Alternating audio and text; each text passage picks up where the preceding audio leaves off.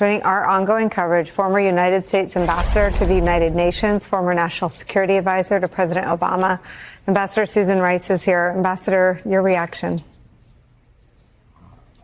Well, Nicole, obviously it's a very sad day and an embarrassment for the United States on the world stage. But let's step back and analyze what's happened here. I think there's no question that this was a setup. You heard Donald Trump say at the end of that clip you played, this is great television. This was a setup. Volodymyr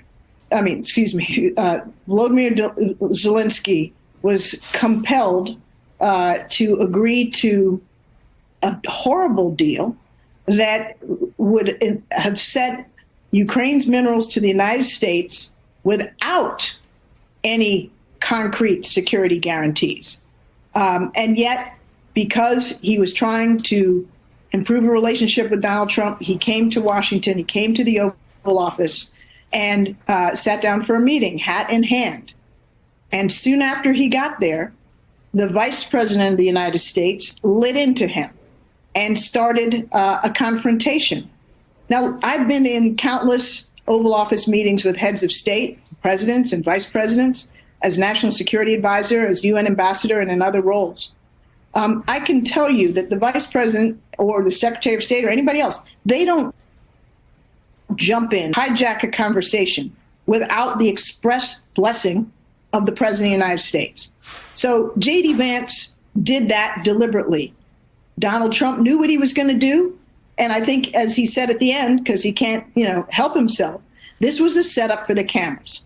It was a play to his base, but above all, it was a play to Vladimir Putin, to show fealty to Vladimir Putin, and to try to humiliate Zelenskyy. But Zelenskyy didn't play along with the script, because Zelensky's got dignity and guts, and Zelenskyy has people that he democratically represents. And as a result, he couldn't sit there in silence as lies were being told about how the war was started, whose responsibility it was, et cetera, et cetera.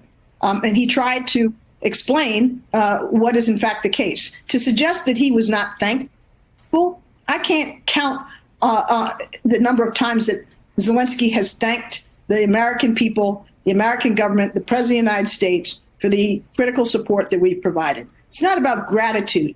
It was an effort to humiliate him, to scuttle the U.S.-Ukraine relationship so that Trump no longer feels any obligation to provide support, and to hand U.S. interests and Ukraine and potentially Europe to Putin on a silver platter.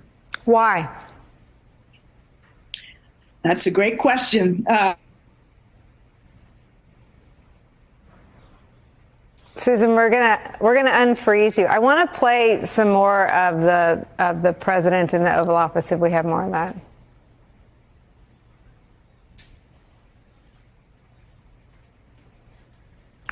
We're trying to Ambassador, you're unfrozen? I hope so. I say why, and I'll add this.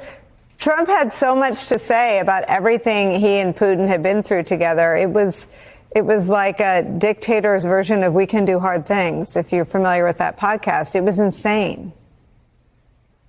Yeah, Nicole, I think we have to understand that what happened today is really a piece of a larger puzzle. We've seen this building, frankly, since before Trump returned to office.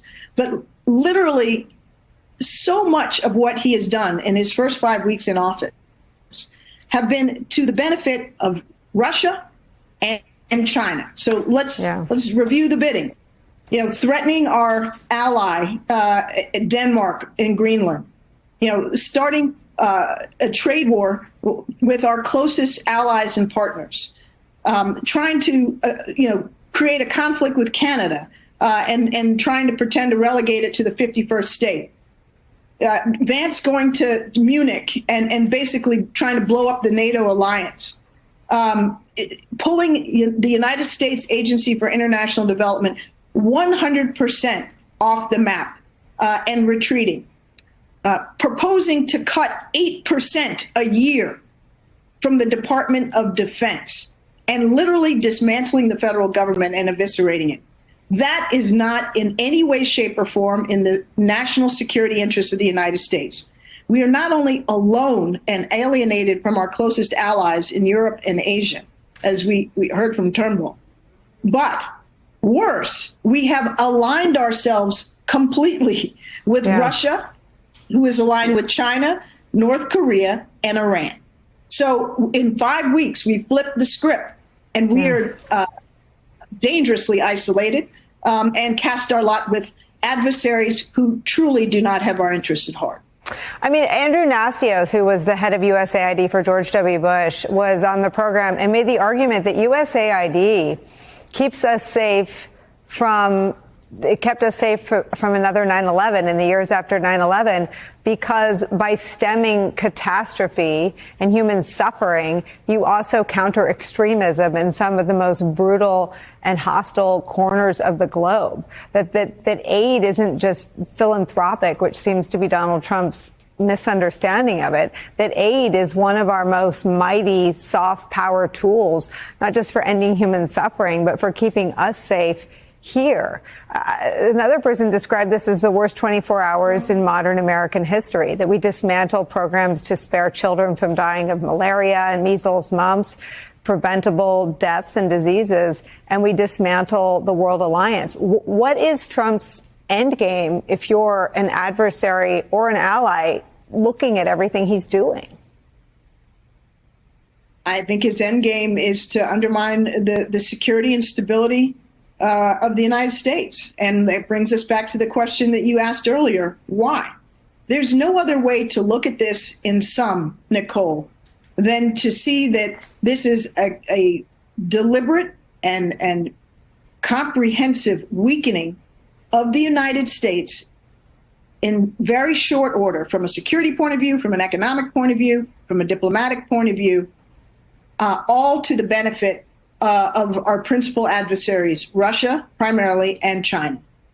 And so I think the sooner the American people understand what this is about, what's at stake, the clearer we can be. Now, Vladimir Putin is not popular in the United States. 80% of Americans understand him to be the vicious, cruel dictator that he is. But I'd love to hear more than one Republican in Congress stand up and say that this is not who the United States is. This is not what we signed up for. And more importantly, this is not making America safer. It's, in fact, making us weaker and shrinking in the world. And it is going to make every American less safe. I mean, before the Oval Office ambush, Republicans were on the record as recently as last week criticizing Putin, calling him what he is, and praising Zelenskyy. At least one Republican senator, I think it's Mr. Wicker, deleted a tweet today and got in line with almost the same. This is Senator Wicker deleted a tweet highlighting the meeting with Zelenskyy and the bipartisan group of senators this morning, which he said went swimmingly. It went great. Zelenskyy was impressive and courageous and brave. And Democrats and Republicans left that meeting with high praise for Zelenskyy.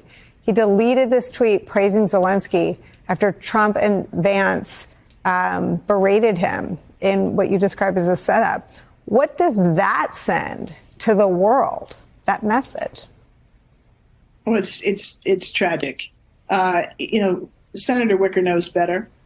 So do many of the senators on both sides of the aisle that participated in that meeting earlier.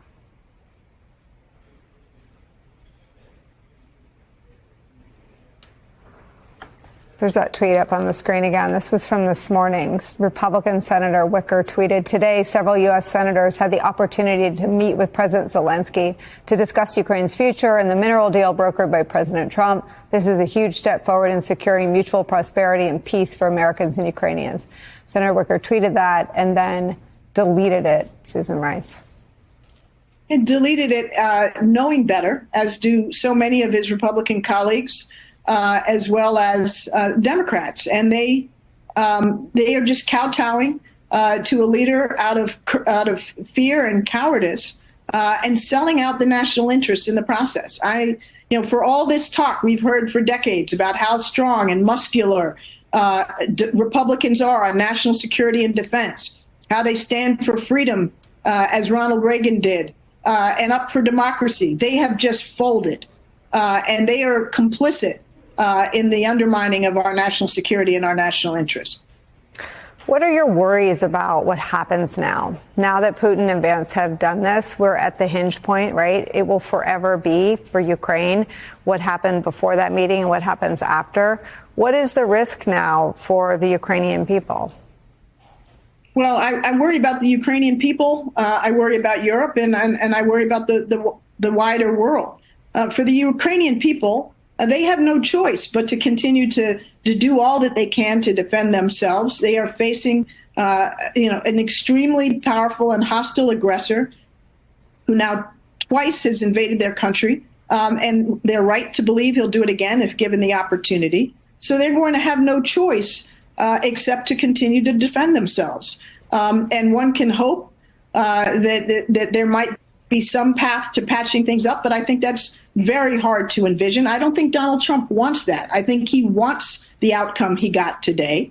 And that means that Europe and our other democratic allies or erstwhile allies will need to do as much as they possibly can to continue to support Ukraine. People don't recall that Europe already has provided more, billions more in assistance to Ukraine than the United States has, economic and military. They're going to need to continue to carry the load while the United States casts its lot with Vladimir Putin.